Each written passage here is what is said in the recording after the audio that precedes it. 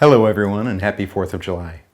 So in 1776, on July 8th, our forefathers announced to the world the Declaration of Independence. And this was one of the most transformative documents in the history of the human race, basically, other than the Bible. So I'd like to read a little bit of that to you because it's really amazing what it says about the natural rights of human beings. And this is something that until this was stated in this document, you basically had a king or some other type of ruler that just enforced their will on the rest of the people. So this was really quite an incredible thing to see in any era, but especially in this era. So this is in the preamble. We hold these truths to be self-evident, that all men are created equal, that they are endowed by their Creator with certain unalienable rights, that among these are life, liberty, and the pursuit of happiness, that to secure these rights, governments are instituted among men, deriving their just powers from the consent of the governed, that whenever any form of government becomes destructive of these ends, it is the right of the people to alter or to abolish it, and to institute new government, laying its foundation on such principles and organizing its powers in such form as to them shall seem most likely to affect their safety and happiness. So it's really quite incredible what our forefathers were able to achieve in the structure of our government. And I know sometimes we get frustrated that Congress isn't moving fast enough or they never get anything done or whatever, but that's actually by design. Our forefathers wanted to shackle politicians and keep them from running amok and doing too much too quickly, and that they had to go through all these elements of due process. Now next, there was a man named Frederick Douglass. And Frederick Douglass is considered by some to be the second founder of the country because of the ideals that he espoused and him holding the rest of the country accountable to the beliefs that we put forth in the Declaration of Independence. So Frederick Douglass was born a slave, and he was born during the period of abolition. And once he was free, he traveled around the nation giving speeches. And one of those speeches, he made a very impassioned case that what is 4th of July to a slave? Because at that time there were still places in the country where slavery was in effect.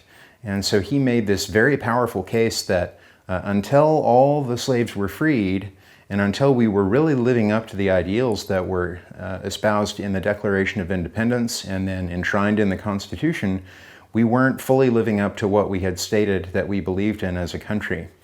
And so Abraham Lincoln, one of the phrases that he uses, it's from the book of Proverbs. I believe it's chapter 25, verse 11, something like that. But it states that a word aptly stated is like a golden apple in a silver frame.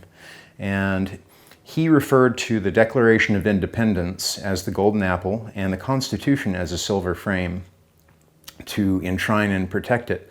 So what that means to me is that the Declaration of Independence is an ideal. It's something that we as a nation all aspire to live up to and live by, which is that we're all created equal and that we have certain God-given rights, life, liberty, and the pursuit of happiness.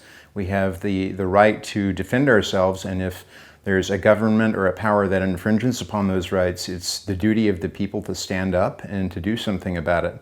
And that those powers, the powers of our elected officials, come from us, we the people. We have the ability to vote them out and to shape policy and all of that. So the golden apple, that perfect ideal, is at the center.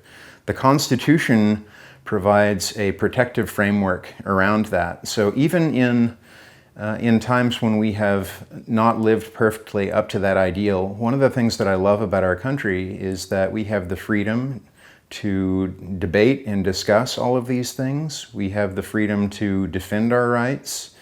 And by doing that, I think that over time, our country has moved closer and closer and closer to that ideal. We've stumbled and we've fallen a few times, but I really love our country. And I think that we live in the best country in the world. We live in a country where, if we want to jump in a car and drive halfway across the country and see a different part of the country, we have the freedom to do that. We have the freedom to start businesses. We have the freedom to enjoy a holiday like 4th of July, where we get to spend time with family and remember everything that our forefathers and all the other historical figures that have come before us in shaping our nation have done to give us these freedoms. So I just want to wish you all a very happy 4th of July. And in my family, a tradition is to barbecue and get crack open a watermelon and eat outside and picnic and watch the fireworks. And I just want to take a minute, all of us, to remember